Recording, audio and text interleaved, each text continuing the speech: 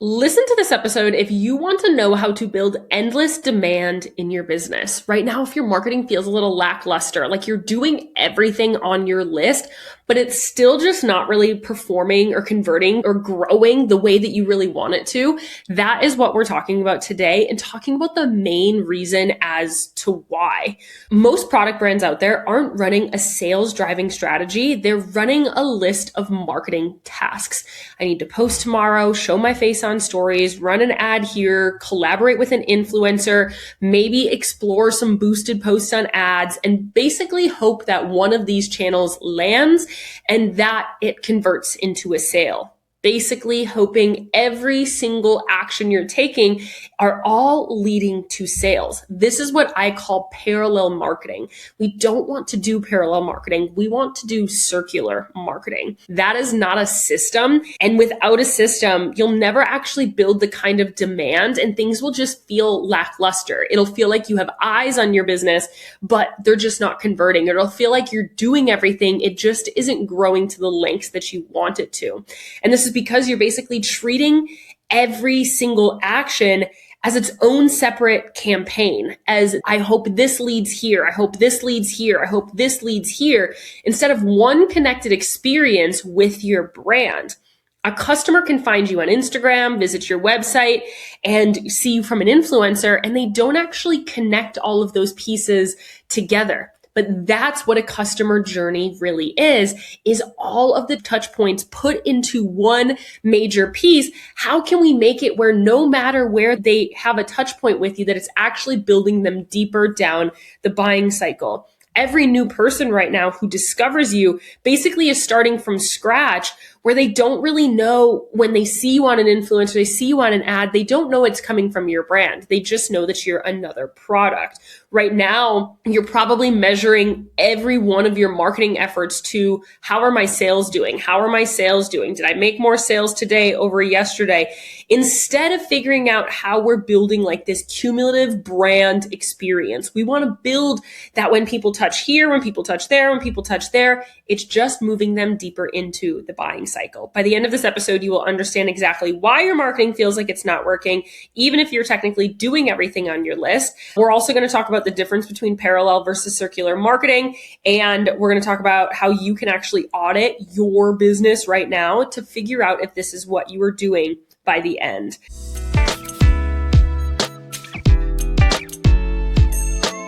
Most brands are still thinking about marketing the same way that they did in 2015, 2016. Every single channel has a message, driving it to sales, hoping that it actually leads to conversions. It worked when attention was really easy and when there wasn't as much saturation as there is today. Most brands cast a wide net and kind of try everything and hope that something sticks. What actually works to scale a brand is that you build a system where every single touch point, whether someone sees you through an influencer, finds you in search, walks by you on a shelf in retail, or gets served a retargeting an ad after visiting your website, that it feels like the exact same brand and it's moving them into understanding your brand and your product and actually wanting it more and more.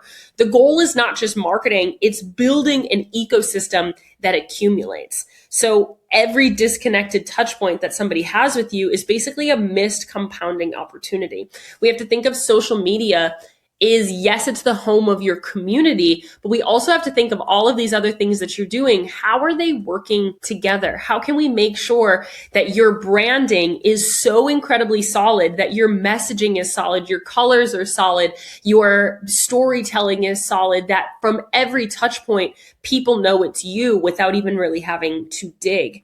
Usually, this is a systems problem designed as a content problem. So people think that they need to adjust their content, redo their ads, doing all of this. But right now, the average customer takes 7 to 20 brand touch points before making their first purchase with you. And that number has been climbing since 2020. When I was in college, it was 7. And now you'll see evidence around 20, 23, 24 touch points that you need to have. Why that is because it's taking brands a lot longer to actually trust you. They're takes customers a lot longer to actually trust you. It takes a lot more brands out there to actually compete with you and for you to say, no, I'm better. No, it has to intrigue that customer so much more to try you over everybody else. Consumer skepticism has increased and ad fatigue and sales fatigue is out there that we have to stand out so much more. Research from Nielsen shows that consistent brand presentation across all platforms can increase revenue by 23%. That is brand presentation. That tells us that what is the feeling when people open up your PR package? What is the feeling when people open up their actual purchase? What is the feeling when people look at your social, see you on shelves? Think about Rode. Rode does such a good job of building a brand world, a brand experience that no matter your touch point, if you're at Coachella, if they're at the store, in Sephora, if you see Hailey Bieber using it, if you see Justin Bieber using it, if you see an influencer opening up a PR package, you know that brand because they have consistent colors, they have consistent vibes. You know that it's like this it girl, Pilates, clean girl aesthetic with every touch point. You know the outfits they're going to wear. You know what's going to be included. You know the design. It's deeper than just colors and fonts and logo. I know something is Rode strictly by looking at it because how it looks, because they are so incredibly consistent. So consumer behavior is truly fundamentally shifted over time. The path to purchase is no longer linear. It used to be, I find a brand, this looks cool, let me go and buy it. I get an ad, let me go and check it out. I see a brand on a shelf, I like it, let me go and check it out. But now, what happens is you see a brand on a creator post. They're opening it up on a PR haul of opening up all of these boxes and you're slightly intrigued. And then you go and you explore the brand profile, you check out what they're doing. Maybe you leave without buying anything, but now you're at least like, that's interesting. I've never heard that before. I've never seen that brand. And then a little later, you get served a retargeting ad and you start to see more info about the brand. Maybe you then go and follow them maybe 5 to 7 days later after getting all of this retargeting ad campaign. And then you're walking around the stores of Sephora and you see that product on a shelf. You pick it up, you look at the packaging and you say, oh my gosh, this is that brand that I have been seeing online. Really interesting. And then you go back home, you're sitting at home that night, you're sitting on the couch and you see the founder of this brand talking about building the company. And then you're like, oh my gosh, I now see the product, see the story behind it, understand what the brand is all about. I've had all of these touch points and now I'm ready to buy. And you go and you buy. But that wasn't each of those touch points leading to sales. It was this circular motion, which is a circular marketing ecosystem, knowing that you are touching people at all sorts of touch points. And what you have to do is build chutes and ladders throughout that circular model that kind of zoops people to the sale. So we have all of these touch points until we get, 7 to 20 touch points. And then all of a sudden it brings somebody to the sale because you had a good call to action or, you had some good social proof. They saw it in store and they had the problem. People buy for very different reasons. Either they have the need for your product. They're going out and they're saying, I really need a new face moisturizer. And they find your product and they say, oh my gosh, I've seen people talk about this. I should try this product. Or they see enough of your touch points and your marketing actually creates that demand. We have to optimize for both. The circular marketing ecosystem framework is all about having one brand foundation that is so strong with messaging that really creates the story and the meaning behind your brand. And then every touch point that you're building is building on top of that message, is building on top of what it means to be a part of your brand. It's not just selling a product. It's saying, if you are a part of our brand, this is what we stand for. Or if you are a part of our brand, this is what your identity is.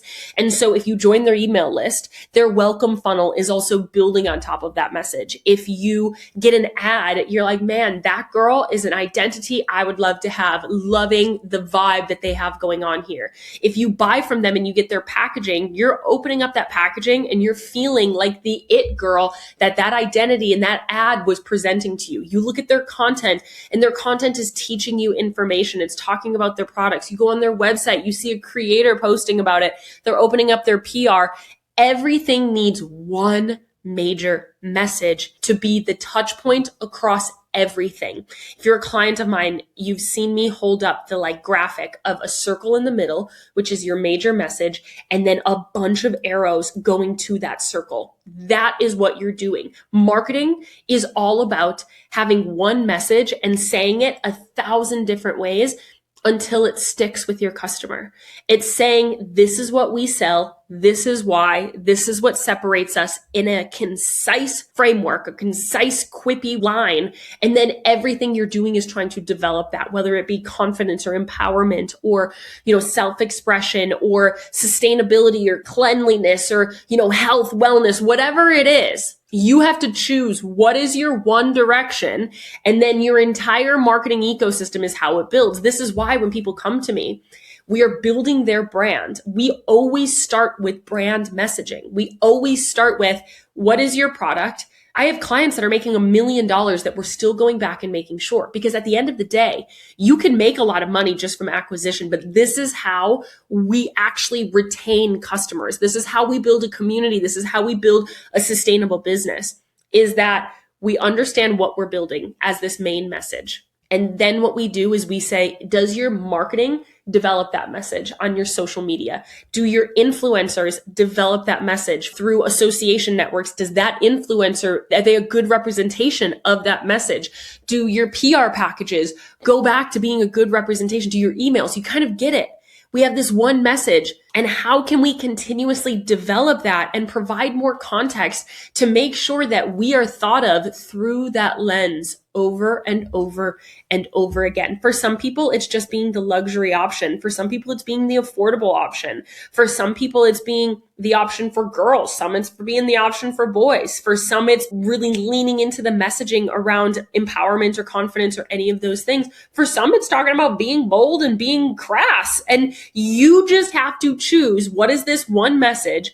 And we have to build that everywhere. This is why when I come into a brand, we first start with branding and the brand strategy and the brand positioning. What is your differentiator? What is your message? And let me do an audit to see, do we actually think across all of your channels that message is being perceived and understood very quickly? Because another point here is that your customer is spending less than 2% of their energy thinking about you at all times. We are spending 100% of our time thinking about our business, right? Maybe 90% of our time thinking about our business. So we understand it to the fullest extent. We think we're being so incredibly clear. But can somebody understand this when they're giving you 5% of their effort, a little bit here, a little bit there, a little bit here? Can they understand it easily, quickly, and over time? Does it develop to be deeper?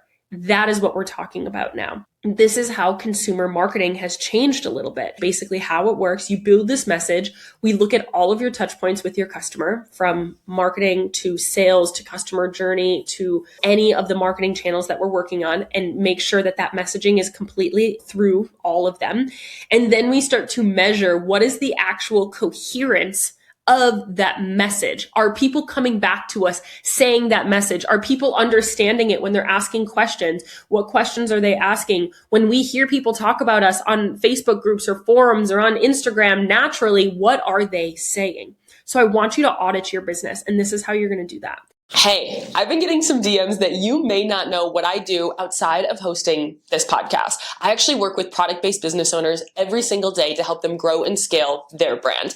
If you really want my eyes one-on-one inside of your business to look at your strategy, to look at your funnels, to look at your data, and to develop your next campaign or bring your business or your idea to life, that is exactly what I do every single day. I've worked with 500 plus businesses across 70 different industries to help them become the next household name in their industry. If you are craving a business brain, a strategic advisor, a data-centered, obsessed person to come into your business and help you bring your idea to life, I'm your gal. Come on over to my Instagram at @thisismadison page, DM me support.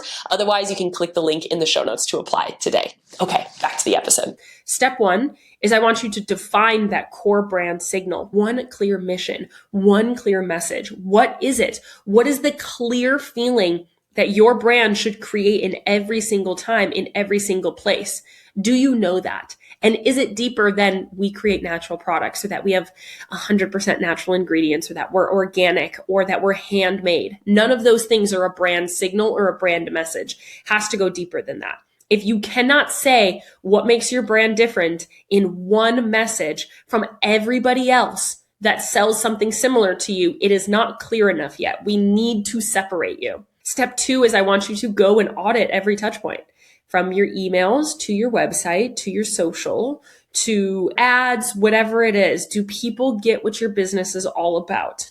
Does it feel like the same brand? Would a stranger know that these all belong together if they were next to each other? And do all of these touch points continuously develop that major brand signal? And it might take you some time to do that, but let's think quickly right now. If somebody's just looking at all of these categories, does it actually continue through? Number 3 is I want you to map these circular paths. Identify the actual routes that a customer takes to find and buy from you. Not the funnel that you've planned, but the path that they're actually taking. Right now, going back to that kind of circular web, I want you to think about, where are people actually buying from you? But not only that, what does their customer journey look like? For many of my clients, we go through what their actual customer journey looks like. And even if that means we have to search through manual orders to see what are these people doing at all of these different stages, that's what we do. Is we say, how did somebody find me? How many different touch points did they have? And not every touch point is measurable. We don't know if that person saw somebody from an influencer or whatever, but you also can start talking to your customers and hearing some of this as well, what they're really saying. But we need to map what those circular paths really look like, and where are your chutes and ladders to make sure that they are getting call to actions to actually go and buy throughout all of those touch points. Step 4 is I want you to close the coherence gaps throughout your entire buying cycle. Wherever the experience breaks, wherever someone could land and not immediately recognize who you are, that is your highest priority to fix. Not more content, not more emails. I want you to fix what you currently have, because this is where scaling brands don't need more. They need optimized. They need better. That's where the real growth happens, because what got you to where you are today is not going to get you to where you want to go. We need to optimize. We need to make a lot of fine-tuned tweaks and adjustments. And then I want you to build for accumulation. Building a marketing ecosystem happens over time. It happens over seeing multiple content pieces, multiple ads, multiple influencers. Every email has one job beyond its immediate purpose. It's to add to the bank of touch points to your story. That is the underlying job of everything that you're doing. And the question you should be asking every single time that you send a wholesale pitch, that you send an email, that you send anything in your business, I want you to ask yourself, is this developing the mission, the message, and the brand that I have created throughout this episode that we've talked about today? This is where circular marketing actually creates growth. It is not omni-channel just for the sake of being there. It is not being on TikTok and Pinterest and YouTube just because you want to. We have to think about, where is your customer and what does it actually make sense for you to be in all these places. Now, I do want you to think right now. A couple of weeks ago, we created an episode that was saying the rule of one, the theory of one. And I stand by that, is that in order to get to 7 figures, you need one ideal customer, one major message, one major marketing and sales system, and 1 year of consistency. That is also building on top of this. I am not saying in this that you need to be everywhere. I am not saying you need to be in retail. I am not saying that you need to be on every single social media platform just for the sake of having touch points in those places. You need to be consistent in the touch points that you are given right now. For many of my clients, they are on Instagram, they have a website, they have an email list, and then we do other top of funnel stuff, maybe ads, influencers, PR, whatever. But through all of those models, they all have the same story. They all have the same message here. If we think about a brand like Liquid Death, Liquid Death is a brand that has a very specific throughput in what they're creating. They have a very specific brand image, a very specific feeling when you come in contact with that brand. I can see a Liquid Death commercial, and I know it's a Liquid Death commercial from a mile away. Their name is literally "Murder Your Thirst" is their motto, is their message. And it all has these skulls, and it's very kind of like heavy metal, hard rock vibe, right? And no matter the touch point, you know it is Liquid Death. Even their marketing is very hardcore if you go and look at their social. But every touch point, from me seeing it in a gas station to me seeing it in Target to me seeing a commercial, I know who this brand is. I actually test myself on this all the time, is when I'm watching TV and an ad pops up, a commercial pops up, and they don't say who this business is right from the beginning. I'm trying to figure out if I could understand who this business is. And that's how I can tell if that brand is building a good brand world, good marketing ecosystem here. And if I can, oftentimes it's like Google or Apple, even like ChatGPT right now is a lot of like very heartfelt messaging, emotional storytelling videos. And then at the end, it just says like Google or Apple or whatever. And usually I can tell, right? But if I can't, and then all of a sudden it's a random brand, I'm like, that is such a stupid commercial, because I have no idea. And I just spent 30 seconds with this brand and I didn't even know I was looking at that brand's marketing. That is how you can tell a bad brand ecosystem. So I have a client that I'm doing this with right now. They're making around $1 million a year. They came to me and they said, Maddie, we're losing money. We are losing money every day because we have a lot going on. We've overhired, we've overinvested into all of our softwares, into all of our specialists, into ads, into emails, into influencers. We're spending so much money and it's not converting. Why? And I went and I looked at all of these areas, and they had different messaging on ads. They were focusing on aesthetics on their social only. Their influencer campaigns just didn't actually blend with the overall, and they really didn't even have this major message around their product. So what I'm doing is we just identified what their major mission is, what their major messaging point is. And now I'm going through and I'm saying, here on your website, here on your emails, here on your social, these are the different content pieces that we need to create. This is how we have to adjust your PR. That is a real life example of a brand that is seemingly making a lot of revenue, not profiting because they don't have profitable marketing. This is how we make your efforts actually make sense. I'm not asking them to do more efforts. I'm asking them to do better efforts. We're optimizing them. They're already making the marketing. We might as well make it work, right? So what this means for you, before you add another platform, whatever that might be, your job is to make sure that you already have a coherent message that people can really understand. Pull up your Instagram, your website, your last 3 emails, your recent ad creative that you've played around with, and set them aside, side by side, next to each other. Pull them up on your screen, on your laptop, and say, does this feel like one brand? Does this feel like 4 brands? Do I understand what this brand is trying to build? And if the answer is no, that is the work that you have to do. Not more content, not more platforms, not more influencers. You need to write your core brand signal down in one sentence. What does that brand do? Who is it for? How does it make them feel? And what does it make it different? Yes, you have to do those things in one sentence. And then that sentence becomes the filter of everything. Everything that you post, does it add to that feeling? I want you to talk to your influencers about it. Run your ad copy with it. You need to rewrite your website headers and your descriptions because we're trying to develop that feeling around every single touch point.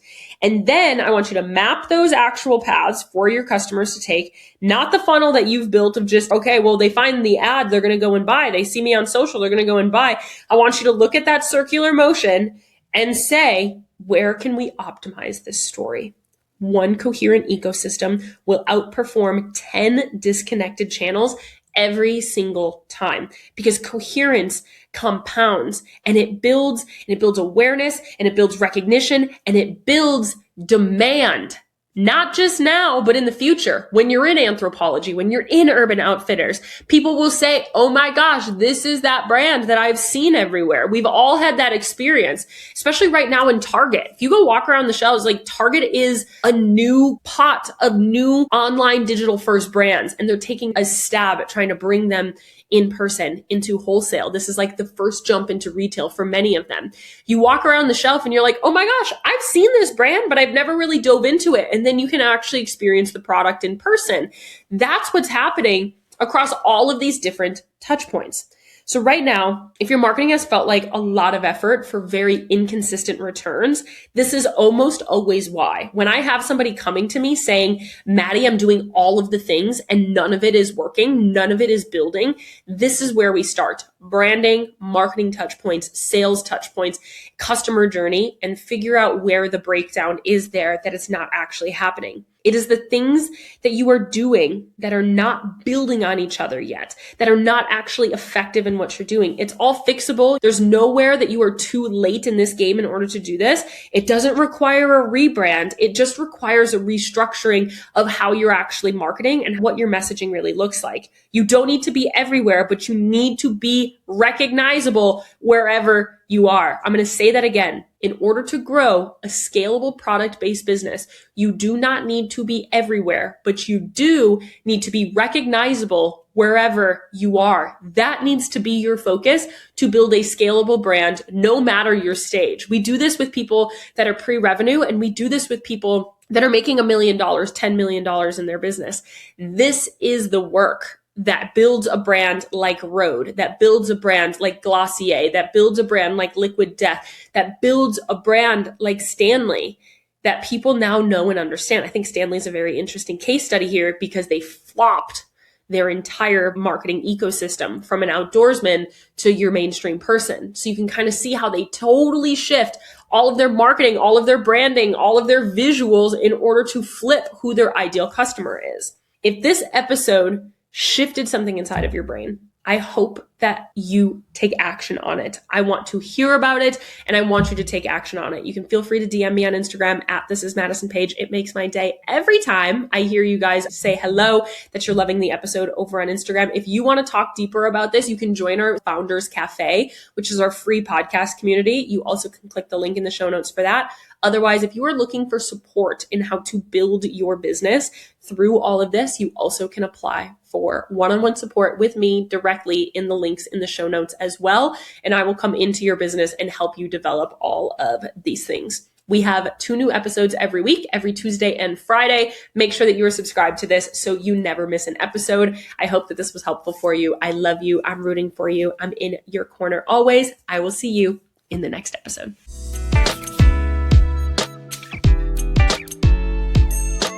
Thank you so much for listening to this episode of the Business Growth Podcast. We put out new episodes every Tuesday and Friday. So if you love this one, make sure that you're subscribed so you never miss a conversation. If you want more conversations with me and other business owners, make sure that you join our completely free podcast community, the Founders Cafe. The link is in the show notes. You can get bonus resources, access to free coaching calls, as well as connect with like-minded business owners like yourself. Make sure that you rate and review the podcast 5 stars, share it with a friend to keep those conversations moving, and come back every Tuesday and Friday. I'll see you there.